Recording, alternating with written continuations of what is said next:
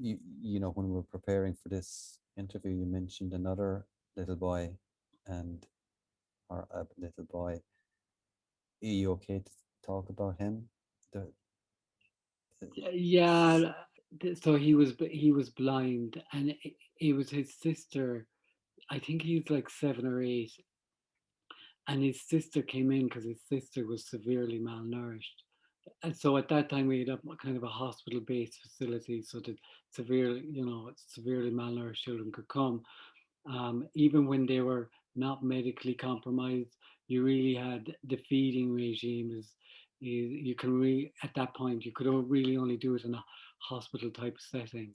So so the mother was there obviously, and the brother, and the sister that was severely malnourished.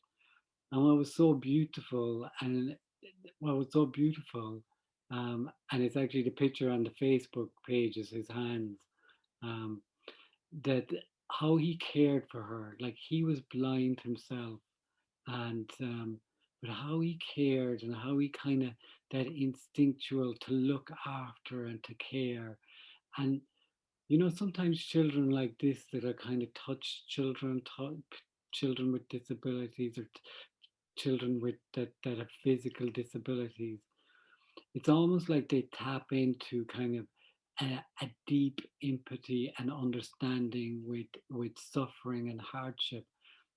And just to see, I'll never forget him just to see how well he took care of his sister.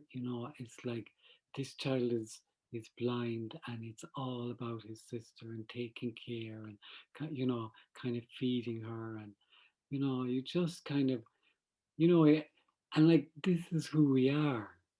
Sometimes we forget this. We forget like the humanity of ourselves, um, and how we're actually benefited by when we help another.